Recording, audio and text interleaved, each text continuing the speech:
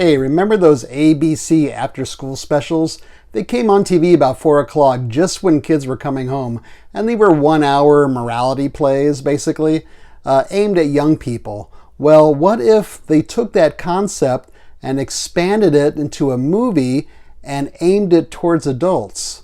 That's the topic for today's episode. This is the Kazdoy Closet. I'm Kazdoy. This is my closet full of all the stuff that I love. And today we look at a TV movie that addresses the problem of teenage alcoholism. This will hopefully be the first in a series of short episodes about films on drugs. Let's check this one out. So the film I want to talk about today is Sarah T., Portrait of a Teenage Alcoholic. It's from 1975. It's 96 minutes long in color. And this is about a 15-year-old girl whose parents are divorced, and she has a new stepdad. She's new at her school. She can't quite fit in. She turns to alcohol for comfort. In fact, she had been doing that for a couple of years before this. It stars Linda Blair as the title character. Linda Blair started acting when she was 5 years old. She was one of 600 people who applied for the role in The Exorcist, which she finally got in 1973. And then in 1974, she made a TV movie called Born Innocent that was very controversial and also very successful. After that, she made this film, Sarah T. And when she turned 18, she was busted for buying cocaine, 3 years probation, pretty much blacklisted, didn't appear in too many movies for a long time. The cast also includes Verna Bloom, who's a veteran actress, been in a lot of things. Larry Hagman, probably best well known for Dallas and I Dream of Jeannie, but he was also in Failsafe. But he's very good in this film. He plays her dad, who lives in San Francisco. She's living with her mom and stepdad in Los Angeles. And he's kind of a dreamer and can't quite hold on to a job and drinks a little bit too much and loves his daughter, and she wants to go live with him, but he can't quite handle that responsibility. Michael Lerner plays the therapist. He's a character actor who's very good. You've probably seen him before, mainly in Coen Brothers films. I think he's a little miscast in this one. And then starring as Sarah's love interest is none other than Mark Hamill. I think this is his first film. Now, it's not a feature film, it's a TV film. But I think up to then he only did television. The director was Richard Donner, who has many films to his credit, including lots of classic TV. Anything from The Fugitive to The Rifleman to Gilligan's Island he directed. He also directed The Omen, The Goonies, Lethal Weapon, the first Superman film with Christopher Reeves, and the second one. So he's been around quite a while. I think he died just last year in July of 2021, I believe. This film begins with a fake beer commercial. It shows a lot of young people, very attractive, having a good time. They're dancing, they're joking around with each other, and they're drinking beer. And then interspersed with that commercial are some graphics about the problem of teen alcoholism. And I thought, this is kind of an interesting way to begin this. This is a TV movie, and I'm sure beer companies advertise on this network all the time. And yet here they're showing sort of how these commercials glamorize alcohol and how teens might be responding negatively to these commercials. So I thought that was kind of risky for its time. The first real scene in the film is very reminiscent of the beginning party scene in The Graduate. Only this time we're following Sarah around as she goes through this house, and all these adults are responding to her and talking to her, and they're all drinking. And the whole idea of adults having alcohol as part of their social life and their regular daily life, and how kids might be mimicking that, is hammered home several times throughout this film. But it is reminiscent of The Graduate. And interestingly, William Daniels, the veteran character actor, plays her stepfather, and he was Dustin Hoffman's father in The Graduate. So Linda Blair is supposed to be 15 in this film. She really was 15 or 16. I think she looks a lot younger. She has a real baby face, real chubby cheeks, and also braces too. Now, the other kids, as usual, look like they're a little bit too old to still be in high school. So as I said, she is new at this school. Her mother just remarried. She's got a stepfather at home. Her dad's about 350 miles away in San Francisco. She's in LA. And she has no friends. And she tries out for the Glee Club, and they just kind of laugh at her because she's so nervous. And her home life is not that great at all. Her mom basically just yells at her and kind of judges her all the time.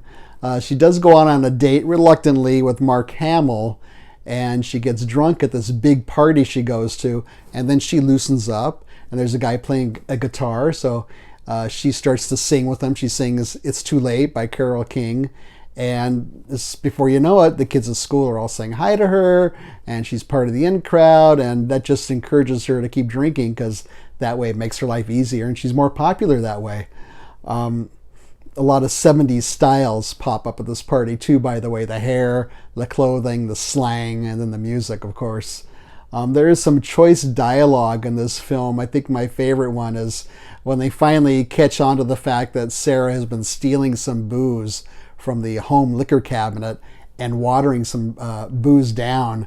Her mother gets very upset, and she says, "Don't you know that your stepfather is an experienced Scotch drinker? He could tell if it's watered down." I thought, what a weird thing to be proud of, that he's an experienced Scotch drinker. Plus, is that really that much of an accomplishment? I mean, come on. How much experience do you need drinking Scotch, right? Her parents yell at her all the time. The stepdad, not so much. He kind of holds back. But her mother yells at her all the time. And she's very concerned about appearances. What are the neighbors going to think? What are your stepfather's coworkers going to think? And by the way, of course, all the time she's yelling at her, she's also drinking some hard liquor at the same time. At one point, they do get Sarah to go to an AA meeting. And I thought, okay, here comes the cliche. This is going to save her and happy ending, so on and so forth. But to my surprise, that's not what happened. She goes there, doesn't want to be there.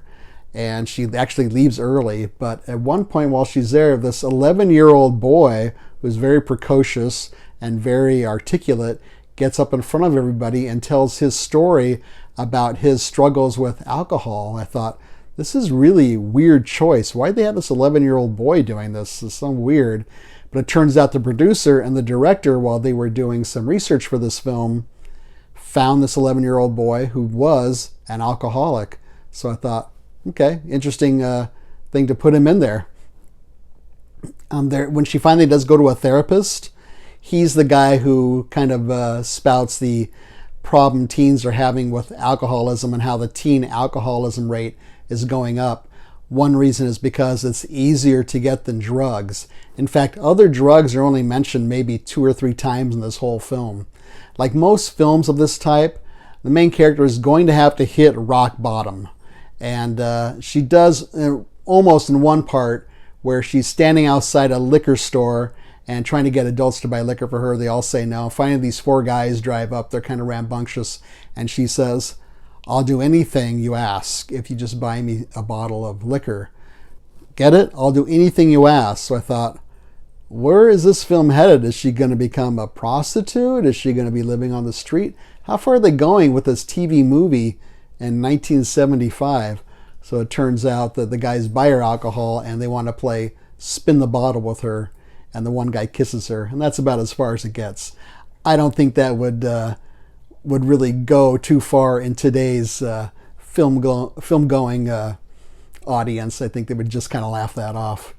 The visual style of this film, it's pretty flat. You're not going to see anything real cinematic. A couple of touches here and there. It's a TV movie. And the soundtrack is very 70s-ish as well. So I did like Linda Blair's performance. I did like how there were some surprising things that happened, especially at the end. And so for that, I'm going to give this not only 3.5 scotches, I'm also going to have a toast to Linda Blair. Totally inappropriate for a film about alcoholism, but I'm not a teenager, am I?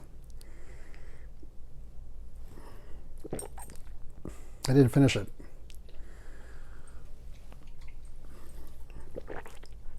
Ah, there we go. The Kazdoy Closet official shot glass.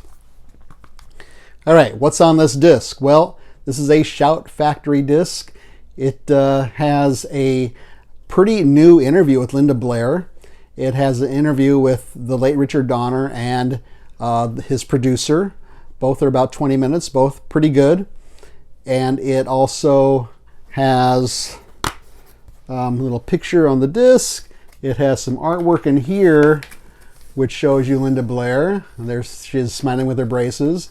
There's Mark Hamill with his horse. And there's Linda down there trying to sneak some booze. Okay. Where can you see this? You can rent it. You can buy it. You can try your local library. Hope you like this episode.